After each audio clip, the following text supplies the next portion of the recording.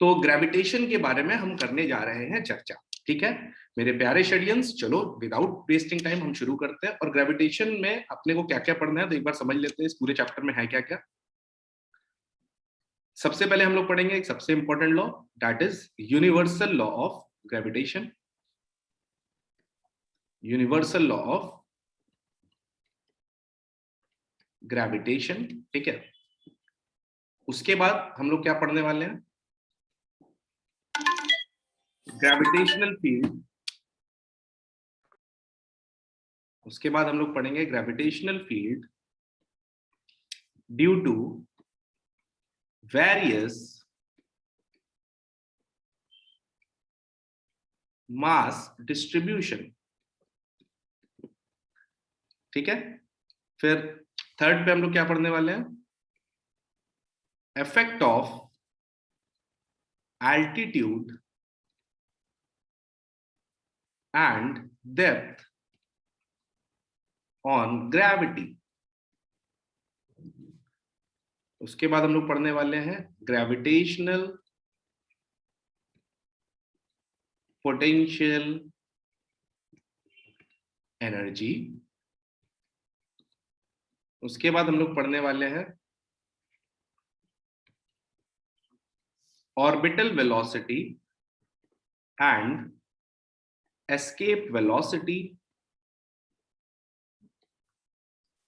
उसके बाद हम लोग पढ़ने वाले हैं केप्लर्स लॉ, ठीक है। तो कितने टॉपिक पढ़ने हैं ग्रेविटेशन में जल्दी से मैंने बता दो। Universal law of gravitation, gravitational field due to various mass distribution, effect of altitude and depth on gravity, gravitational potential energy, orbital velocity and escape velocity. No, this is not one shot lecture. आज के lecture में हम ये ऊपर के 3 points पढ़ेंगे, ठीक है। आज का अपना टारगेट है ये ऊपर के 3 पॉइंट्स पढ़ना। इसके बाद अपन हम पढ़ेंगे नेक्स्ट लेक्चर में, ठीक है ब्रो। कोई दिक्कत, इतना लोड तुम लोग को नहीं दूंगा, तो बिल्कुल भी 3 टॉपिक पढ़ेंगे। जितनी जल्दी हो जाएगा उतनी जल्दी भाई तुम भी जाना चिल करना, अपन भी करेंगे पार्टी। चलो भाई देख रहे हो, I am completely ready for my party stuff. कौन कॉल कर रहा है भाई, क्लास के बीच में नहीं, आई एम सॉरी। याद है बेटा, समझ में आ गई बात तुम लोग को? आगे बढ़ा जाए? yes, चलो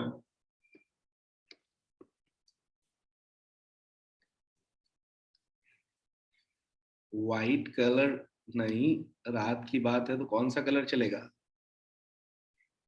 ब्लैक कलर।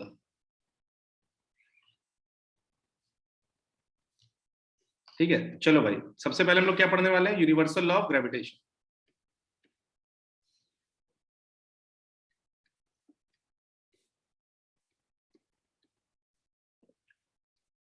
बेटा जितना लेक्चर में बताऊंगा बस उसको अच्छे से पढ़ लोगे, तुमसे ग्रेविटेशन के सारे क्वेश्चंस लगेंगे। तुम्हारे ऐप पे मॉड्यूल अपलोड होगा, उस मॉड्यूल के बिगिनर बॉक्स और सारे क्वेश्चंस करते रहना। जितनी चीजें बताऊंगा तुमसे ग्रेविटेशन के क्वेश्चन लगने लगेंगे। सबसे पहले इंपॉर्टेंट बात, जिन बच्चों ने इलेक्ट्रोस्टैटिक्स पढ़ रखी है उनके लिए चैप्टर बहुत आसान होने वाला है, और जो 11th के बच्चे हैं उन्होंने भी एक बार ग्रेविटेशन पढ़ रखा है, उनके लिए it is just like a one shot, ठीक है। सपोज करो एक प्यारा सा मास है m1, एक दूसरा सा मास है m2, और ये r है। एक मास m1 है, एक मास m2 है, दोनों के बीच की दूरी क्या है? r। थके थके मत बैठो मेरे सामने मेरे यार, झुकेगा नहीं, झुकेगा नहीं। m1 m2, चलो जल्दी से मैनू एक बात बताते, अगर m1 मास है m2 मास है तो दोनों एक दूसरे को अट्रैक्ट करते हैं रिपेल करते हैं? जल्दी से बता दो। m1 मास है m2 मास, अट्रैक्शन रिपल्शन? अट्रैक्शन। दो मासेस एक दूसरे को हमेशा क्या करते हैं? अट्रैक्ट। तो अट्रैक्ट करने के लिए क्या होगा, अट्रैक्ट करने के लिए क्या होगा, जल्दी से बोलो। दोनों अट्रैक्ट करने के लिए दोनों m1 m2 पे किधर फोर्स लगाया? ए तू मेरे पास आ, ए तू भी मेरे पास आ। अच्छा दोनों फोर्स इक्वल होंगे या डिफरेंट होंगे? इक्वल होंगे इन terms of magnitude, but direction opposite है तो डिफरेंट कहेंगे। बट मैग्नीट्यूड सेम होगा, क्योंकि भाई न्यूटन का थर्ड लॉ यही तो कहता है। न्यूटन लॉ पढ़ लो और न्यूटन के लॉ को भूल जाओगे कि एवरी एक्शन, भाई जितना फोर्स एक बॉडी लगाएगी उसका ही ऑपोजिट फोर्स दूसरी बॉडी भी लगाएगी, ठीक है। चलो इस फोर्स की वैल्यू जो होती है वो डायरेक्टली प्रोपोर्शनल होती है प्रोडक्ट ऑफ मासेस और F is directly proportional to 1/r²। दोनों को प्रोपोर्शनल, अगर मैं जो फोर्स होता है वो क्या होता है, directly proportional to the product of masses होता है and inversely proportional to 1/r² होता है। अगर प्रोपोर्शनलिटी साइन हटाएंगे तो कांस्टेंट लगाएंगे और उसकी वैल्यू होगी m1 m2/r²।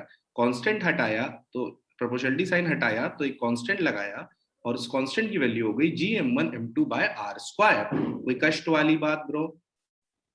और यहाँ पर जो g की वैल्यू होती है, जो g की वैल्यू होती है वो ग्रेविटेशनल कांस्टेंट होता है। कोई वैल्यू बताएगा g की?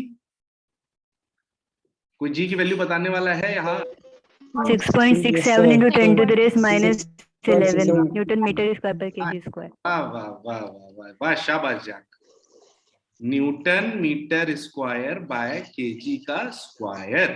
तो दो फोर्स, दो मासेस हमेशा एक दूसरे को अट्रैक्ट करते हैं। अच्छा, कभी दो मासेस रिपेल करते हैं क्या कभी? सर डिपेंड करता है कौन है सर।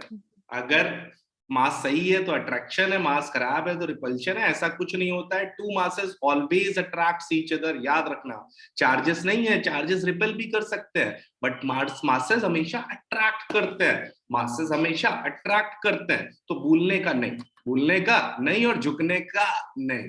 बात समझ में आई? तो F is equals to G m1 m2/r²।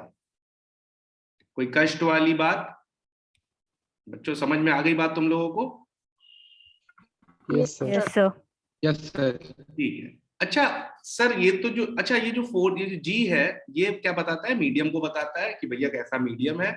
एक ग्रेविटेशनल कांस्टेंट है, इसको यूनिवर्सल कांस्टेंट भी कहते हैं। Why we call this this G as universal constant? क्योंकि देखो भाई, पहले तो इस चैप्टर को दिमाग में डालो, ये अर्थ के लिए हम बात नहीं कर रहे हैं, ये हम कंप्लीट ब्रह्मांड के लिए बात कर रहे हैं। सन के लिए, प्लूटो के लिए भी ये फॉर्मूला वैलिड होगा, दो स्टार्स के लिए भी वैलिड होगा, मून और अर्थ के लिए भी वैलिड होगा। जो जितनी भी टेरेस्ट्रियल बॉडीज हैं सबके लिए ये फॉर्मूला वैलिड है। इसीलिए इसको यूनिवर्सल लॉ ऑफ ग्रेविटेशन कहते हैं, अर्थ लॉ ऑफ ग्रेविटेशन नहीं कहते। अगर ये फॉर्मूला सिर्फ अर्थ के लिए वैलिड होता तो हम क्या कहते? अर्थ लॉ ऑफ ग्रेविटेशन। अगर मून में वैलिड होता तो moon law of gravitation. But ये फॉर्मूला पूरे यूनिवर्स के लिए है वैलिड, तो हम इसको क्या यूज करने वाले हैं? Universal law of gravitation. चलो भाई आगे बढ़ते हैं झमाझम। अब बात आती है कि अगर सर इट फॉलोज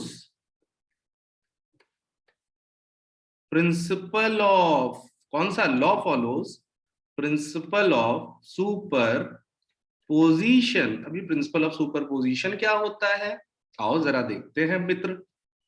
सपोज करो एक मास m1 है, एक मास m2 है और एक मास m3 है। तो m1 m2 पे जल्दी से मैनू एक गल दस दे, क्या m1 m2 पे फोर्स लगाएगा? जल्दी से बता दो बच्चों, क्या m1 m2 पे फोर्स लगाएगा? हाँ या ना? Yes, sir. m1 m2 पे फोर्स। Yes, sir. और मान लेते इस फोर्स की वैल्यू मान लेते हैं, ये देखो ये अपने लाइन के अलॉन्ग लगाएगा। अच्छा, तभी इन फोर्सेस को सेंट्रल फोर्सेस कहते हैं। कौन सा फोर्सेस कहते हैं बेटा? Central forces. क्योंकि लाइन के दो मास सेंटर की तरफ लगते हैं, दो लाइंस को जोड़ने वाले सेंटर्स की तरफ लगते हैं, इसीलिए सेंट्रल कहते हैं। ऐसे ही m3 कहेगा m1 तूने फोर्स लगा दिया, हम मर गए हैं क्या? हम भी फोर्स लगाएंगे। और ये देखो इसने जो फोर्स लगाया ये F2 फोर्स लगाया, ठीक है। और सपोज करो इन दोनों के बीच का एंगल जो है वो थीटा है। कितना है? थीटा। तो जल्दी से बताओ, जो रिजल्ट, दो वेक्टर अलग अलग डायरेक्शन में है तो कैसे जोड़ेंगे? बाबा डरते क्या, कैसे जोड़ेंगे? जल्दी बोलो।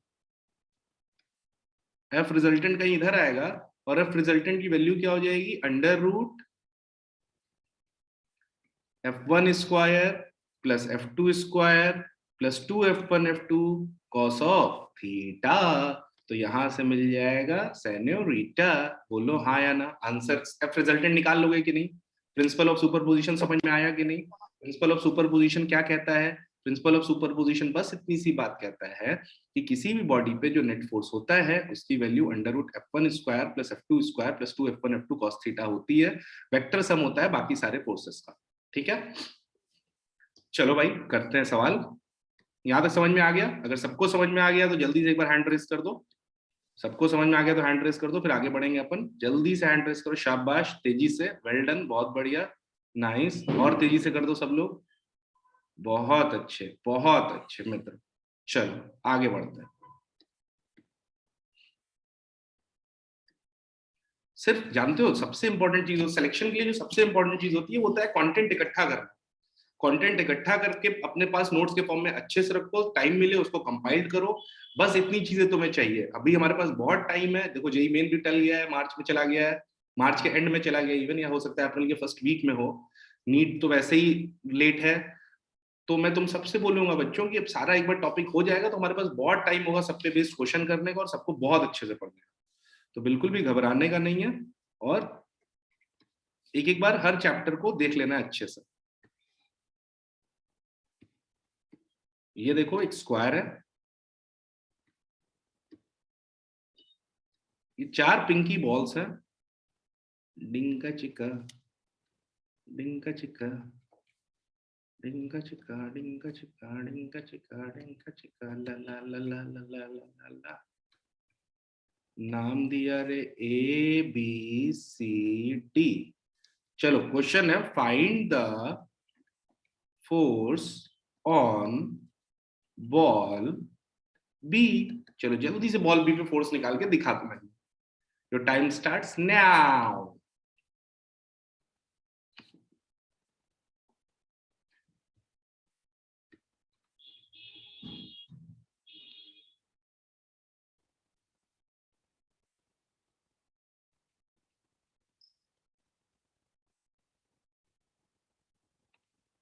चलो जल्दी से फोर्स निकाल के दिखाओ मुझे।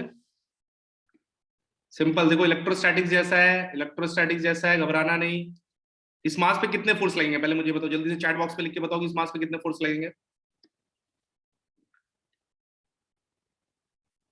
इस मास पे कितने फोर्स लगेंगे? 3, शाबाश। एक इधर, एक इधर। मान लेते हैं इस फोर्स को एफ नाम दे देता है, इस फोर्स को एफ नाम दे देता है। तो इधर कितना लगेगा? इधर एफ, इधर भी एफ। तो इधर कितना लगेगा? ये वाला फोर्स, ये भी एफ होगा क्या? ये भी एफ होगा? बोलो बोलो ना कि एफ डैश होगा। एफ डैश होगा क्योंकि दूरी बदल गई है ना, क्योंकि दूरी बदल गई है। तो भैया इसका मतलब एक पॉइंट है जिसपे 3 फोर्सेस लग रहे हैं, एफ एफ। तो पहले एक काम करते हैं, तीनों क्यों लिखना, फिर कंफ्यूज हो जाएंगे। पहले तीनों को जोड़ के एक काम करते हैं, तीनों को जोड़ के रिजल्टेंट लिख लेते हैं। तो रिजल्टेंट क्या आएगा तीनों का? इन दोनों का रिजल्टेंट क्या आ जाएगा? f√2। भाई दो फोर्सेस 90 डिग्री पे, तो रिजल्टेंट क्या हो जाएगा? f√2। बाबा एक फोर्स और आएगा, कौन सा? f dash. ओहो, f डैश और f√2 एक ही डायरेक्शन में है। वाह झिंगी लाला मजा आ गया है। f रिजल्टेंट की वैल्यू क्या होगी? f रिजल्टेंट बराबर होगा f डैश प्लस f√2। बोलो हाँ या ना। अब मुझे f की वैल्यू कौन बताएगा? जल्दी से बता दो f की वैल्यू, मैं वेट कर रहा हूं। f की वैल्यू जल्दी से कोई तो बताओ। gm²/l²। gm²/l²। कौन बोला है? कौन है? परिचय दो अपना। आदित्य चौधरी। शाबाश चौधरी, शाबाश, दिल जीत लिया चीते तूने। f डैश की वैल्यू कौन बताएगा? ये दूरी क्या है? l√2 है f/2। जी। gm²/2l²। अरे gm²/2l। शाबाश शाबाश। gm²/2l²। अरे वाह, टारगेट वाले बिल्कुल फॉर्म में आते हुए। gm²/l√2 का होल स्क्वायर। बोलो आया कि नहीं आया? तो नेट फोर्स में f यस सर। रिजल्टेंट और f डैश की वैल्यू पुट कर दोगे तो आंसर आएगा कि नहीं आएगा? यस सर, आ जाएगा। कोई दिक्कत? कोई दिक्कत किसी को? चलो सर पीछे से लाइट रिफ्लेक्ट कर रही है आपके। अरे तो मुझे क्यों देख रहा है रे तू? शाहरुख खान लगता क्या मैं तुझे? पुष्पा मतलब फ्लावर समझा क्या? फायर है अपन। चल इधर देख, बोर्ड की तरफ देख। चलो आगे बढ़ो दोस्त, यहां तक समझ में आई बात? Yes sir. चलो चलो, झुकेगा नहीं। डिजिटल पुष्पा लग रहा है, पुष्पा बेटा फ्लावर नहीं समझना। चलो ये देखिए, ये गर्मा गर्म सवाल आपके सामने पेश है बेटा इस ठंड के मौसम में। ये लीजिए प्यारा सा गर्मा गर्म सवाल।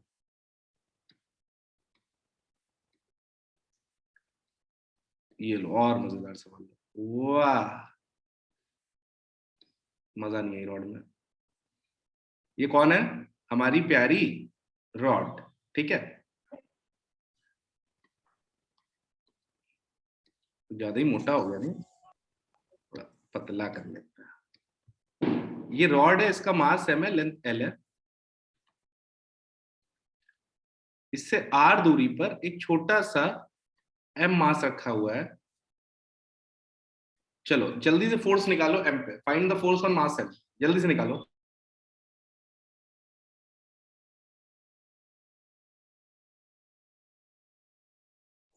सर दोनों का मास सेम है क्या?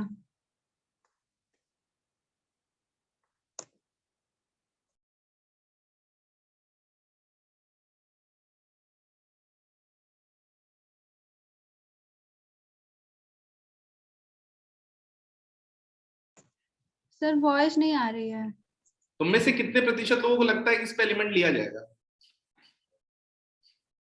हाँ लिया लगे? Yes sir. अच्छा मुझे यस सर। मुझे ये बताओ कि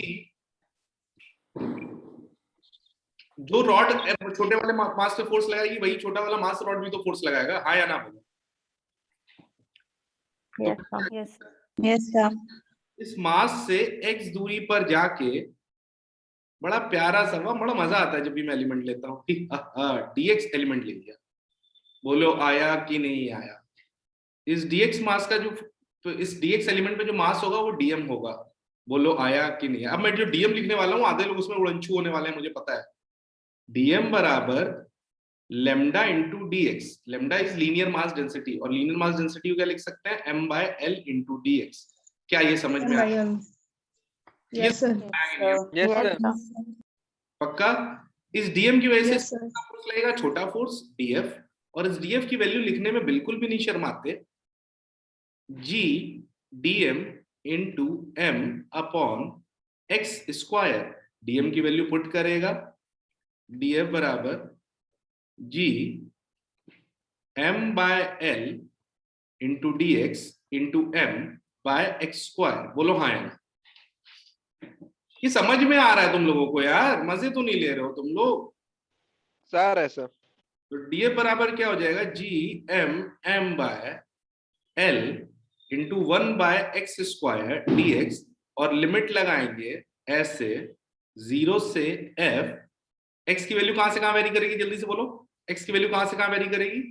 R से R प्लस L तक। R to R plus L। r से r प्लस l। वाह शाबाश मेरे शेरों। g m bye l। तुम लोग नोट्स बना रहे हो कि नहीं बेटा? ये बताओ पहले मुझे। बना रहे हैं सर। सर r से r प्लस l तक लिमिट पुट की। यहां से मैंने क्या किया? Minus G M M upon l common लिया, 1 upon r plus l minus 1 upon r। ढिंका चिका लाल। यहां तक आगे कर लेना। बोलो समझ में आया कि नहीं आया? तो इस तरह के क्वेश्चंस कर लोगे, मैं उम्मीद करूं आप लोगों से। हाँ या ना बोले यार? Yes sir. यस सर हो जाएगा। सर ये क्वेश्चन क्लास का था। तो क्या क्लास के क्वेश्चन में नहीं करा सकता क्या? बोला ना झुकेगा नहीं। चलो अच्छा इधर देखो, आगे बढ़े। Yes sir. अब बात आते है ग्रेविटेशनल फील्ड की। ये कौन सा कलर आ गया? फ्लावर वाला कलर आ गया। तो ये ग्रेविटेशनल फील्ड क्या होती है? मुझे कोई एक्सप्लेन करेगा तुम में से?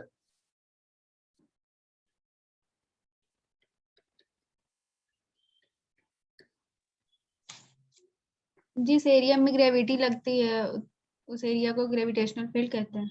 अरे वाह, कितना खतरनाक आंसर देती है तू। बाप रे, सीधे जिस एरिया में ग्रेविटेशनल फील्ड लगती है उसको ग्रेविटेशनल फील्ड कहते हैं। ज्यादा नहीं बोल पाएंगे, बस ठीक है। मैं आपके आंसर का सम्मान करता हूँ। अच्छा इधर देखो, मान ले ये m1 मास है, ये m2 मास है, ये m3 मास है। अब बताओ ये जो m0 मास है, ये m1 m2 m3 तीनों पे फोर्स लगाएगा कि नहीं लगाएगा? बोलो। लगाएगा। Yes sir. Yes, sir. लगाएगा। तुम लोगों को ये लगेगा सर। तुम लोगों को ये नहीं लग रहा है कि एम नॉट बहुत क्लियर है, मतलब कुछ नहीं मिल रहा है, खाली सब पे फोर्स लगा रहा है। तो एम नॉट कहता है देखो भाई, जब फोर्स लगाना ही है तो इतना काम हमसे नहीं हो पाएगा, बात साफ। हम क्या करेंगे, अपनी फील्ड जनरेट कर देंगे, अपनी फील्ड जनरेट कर देंगे, और जो भी हमारी फील्ड में आएगा उस पर फोर्स लग जाएगा। बोलो आया कि नहीं आया, समझ में आया?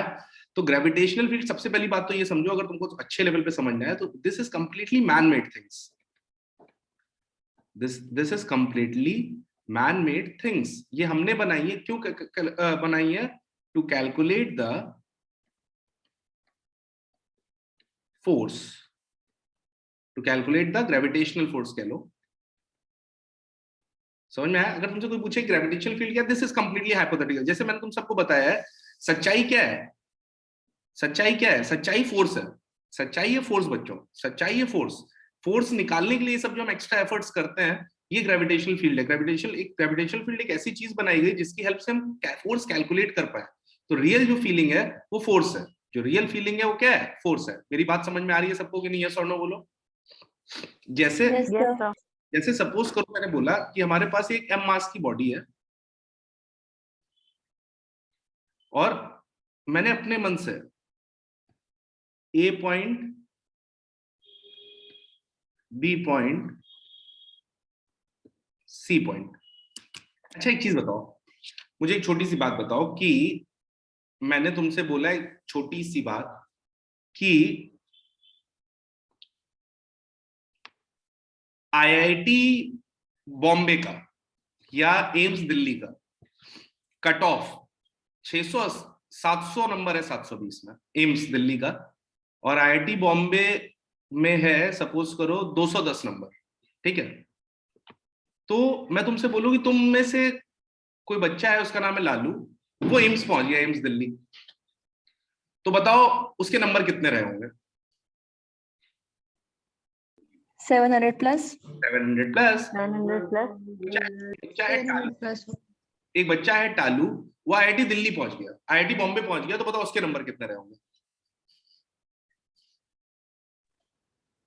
210 के ऊपर? अरे बोलो यार। 210 प्लस होगा। Yes sir 210 plus. तो ये सब इवेंचुअली मार्क्स मैटर नहीं कर रहे हैं। Marks are the man made concepts to get into the top medical college and top engineering college. बात समझो, आईआईटी जेई का एग्जाम, नीट का एग्जाम, ये रियली मैटर नहीं कर रहा है। These are the gateway to choose the bright students so that they could explore themselves more and just explore them to the grand level. ये basically क्या है? These are man made things. Important क्या है कि जब आप engineer या doctor बनोगे तो आप कैसा सोसाइटी के लिए कर रहे हो, या आप अपने लिए, अपनी फैमिली के लिए कैसा कर रहे हो, this is the something what really matter. जैसे ये कहते हैं ना मोक्ष, मोक्ष ये है कि जब तुम सेलेक्ट हो जाओगे, एक अच्छा अपना करियर एस्टेब्लिश कर दोगे in terms of medical, in terms of JEE, in terms of कुछ भी, तुम सिंगर बन गए, डांसर बन गए, तो रियली मैटर वो जो चीजें, वो जो होगा वो मैटर करता है। आज से मैं तुम्हें बताऊं, आज से 10 साल बाद तुमसे कोई पूछने वाला नहीं आने वाला है कि तुम कहाँ से पढ़े हो, तुम क्या कर रहे हो, तुम कितनी देर पढ़े हो। ये मैटर नहीं करने वाला। मैटर ये करने वाला है कि तुम उस पॉइंट ऑफ टाइम पे क्या कर रहे होगे।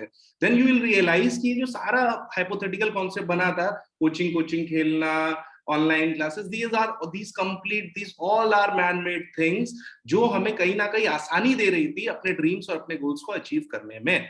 बात समझ में आ रही है? वैसे ही ग्रेविटेशनल फील्ड बनाई गई, एक हाइपोथेटिकल कॉन्सेप्ट बनाया गया ताकि we could easily able to calculate the force, किसी भी पॉइंट पे हम फोर्स कैलकुलेट कर सके। समझ में आई बात? समझ में आई बात? बोलो हाँ या ना। Yes sir. मैं ग्रेविटेशन, अरे यार बोलो यार, इतनी देर चिल्ला चिल्ला के पढ़ाता हूँ तुम लोग यार, कुछ यस सर।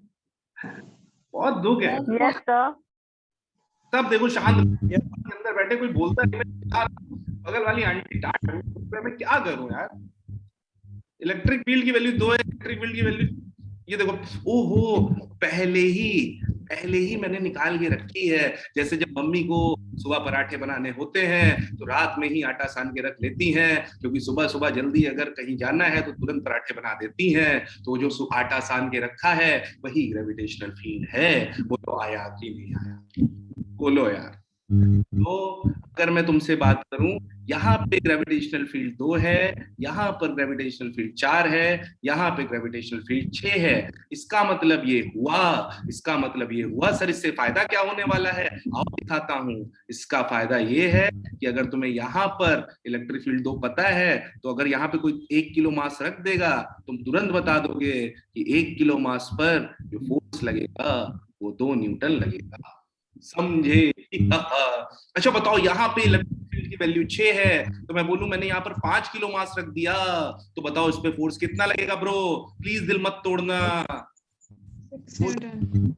30 न्यूटन। अरे इलेक्ट्रिक फील्ड हमें 1 किलो मास पर लग रहे फोर्स के बारे में बताती है।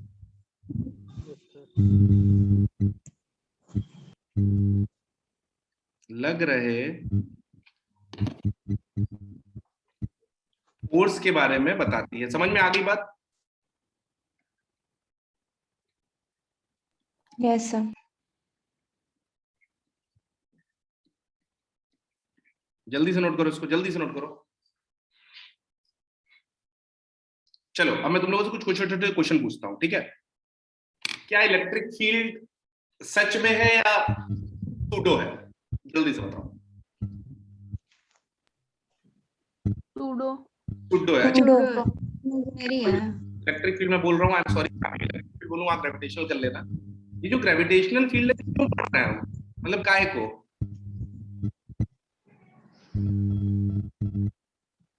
फोर्स कैलकुलेट बहुत लैग कर रही है क्या लैग कर रहा है? आपकी आवाज। ऐसा कैसे हो सकता है?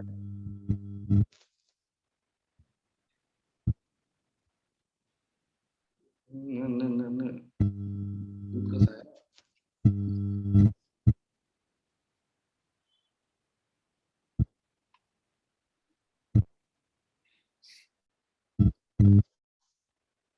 बेटा अभी क्लियर हुई है थोड़ी?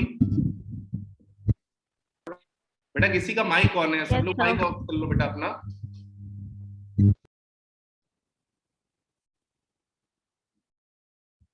ठीक है, अब क्लियर हुई आवाज? Yes sir. तो ग्रेविटेशनल फील्ड क्यों हमने क्यों डिजाइन किया है? ताकि हम फोर्स, ठीक है?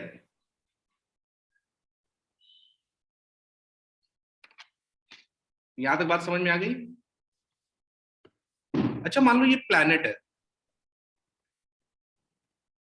ये एक प्लैनेट है, इसका नाम है एसगार्ड प्लैनेट। कौन सा प्लैनेट है ये? Ash gourd planet. इसके यहां पर एक पॉइंट पी है सरफेस का, जहां पे ईपी जो है वो 5 है। इसका क्या मतलब हुआ? जल्दी से बताओ। अब मैं बताओ जल्दी से कि मैं यहां पर अगर मान लो तुम खड़े हो गए जाके, तुम जाके खड़े हो गए, तुम्हारा मास 10 किलो है, तो बताओ तुमको ये प्लेनेट अपनी तरफ किस फोर्स से खींचेगा? जल्दी से बताओ। अरे अगर ग्रेविटेशनल फील्ड 5 है, 50 न्यूटन सर। एक बिल्कुल Newton. 50 Newton. Field 50 Newton. 1 Newton पर 1 किलो पर 5 न्यूटन, तो 10 किलो पर 50 न्यूटन। तो मतलब ये प्लैनेट तुमको किससे खींचेगा? 50 न्यूटन से खींचेगा। बात समझ में आ रही है कि नहीं? Yes sir, clear. अब ये देखो एक प्लैनेट और आया है, ये देखो एक प्लैनेट और आया है गर्मा गर्म।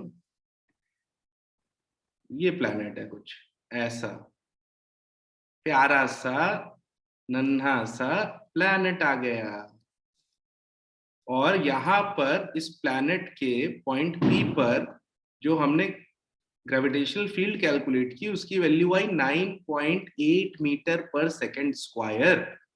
उस प्लैनेट के पे जो हमने ग्रेविटेशनल फील्ड कैलकुलेट की वो आई 9.8 मीटर पर सेकेंड स्क्वायर। क्या तुम में से कितने प्रतिशत लोगों को ये प्लैनेट जाना पहचाना सा लगा?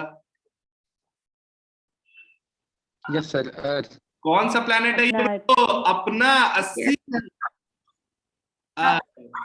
अरे बोलो यार, अब जब ये अर्थ है तो बोला गया कि सर हम अर्थ में ग्रेविटेशनल फील्ड एट अर्थ नहीं बोलेंगे, अपना प्लेनेट है, इसको हम अपने, जैसे सब लोग क्या करते हैं घर में एक अपना प्यारा नाम रखा जाता है ना, जैसे तुम सबका नाम होगा टॉमी, छोटू, चुनमुन, अलग अलग नाम होगा तुम लोगों का, वैसे ही सरफेस पर हमने इसको अपना नाम बोला, हमने बोला हम इसको ग्रेविटेशनल फील्ड नहीं बोलेंगे, हम इसको प्यार से क्या बोलेंगे, मेरी प्यारी ग्रेविटी।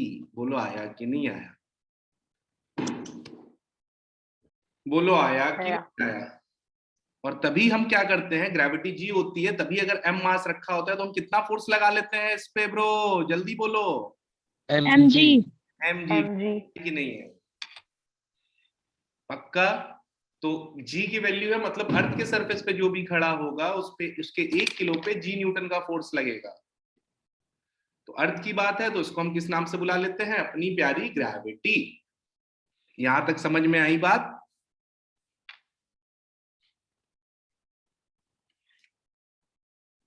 अरे नहीं आया क्या? हैंड रेस करो जिसको जिसको आया। मूड ऑफ कर दिया है, जल्दी जल्दी हैंड रेस करो। हम लोग को आ रहा है फिर भी नहीं बोल रहे, परेशान करते हो मुझको। चलो बहुत बढ़िया, बहुत सही, शाबाश। ओके जमाना, ठीक है। तो this is all about the gravity, यही है ग्रेविटी का खेल। तो ग्रेविटी क्या होती है, चलो जल्दी से बताओ ग्रेविटी क्या है, अब जल्दी से बताओ, चलो जल्दी से बताओ। पहले ग्रेविटी, जल्दी से छोटी सी बात बताओ कि ग्रेविटी पेट नेम है या पूरा नाम है? अब बताओ, ग्रेविटी इज पेट नेम और पूरा नाम? Pet name. Pet name. Pet name, किसका पूरा नाम है ये? इसका पूरा नाम बताओ। gravitation Gravitational potential at the surface. लड़की फिर तोड़ दिया तूने। ग्रेविटेशन पोटेंशियल कहां से आया? Gravitation Gravitational force field. पूछता है भारत, कहां से आया ग्रेविटेशन पोटेंशियल? Gravitational बताओ force field. Gravitational field at the surface of Earth. क्यों बोली? Gravitational force field. दिस इसका Sorry, sir. Full name, gravitational gravitation field of the earth. बोलो आया कि नहीं आया? लंबा सा नाम था ना, अय्यर, इन्ना स्वामी, चुन्नू स्वामी, वेणुगोपाल अय्यर, तो इसीलिए इसको क्या किया गया, ग्रेविटी बोला गया था कि तुम लोग के लिए आसान हो। बेवकूफ। फादर्स नेम बताओ।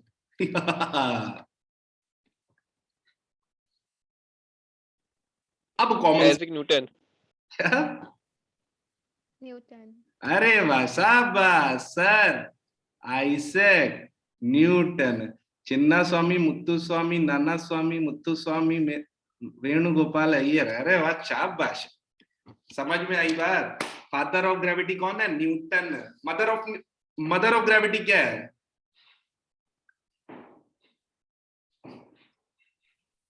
कोई नहीं है। मत जाओ, ज्यादा डीप में मत जाओ और जल्दी से आओ नेक्स्ट क्लास में। तब तक के लिए टाटा बाय बाय।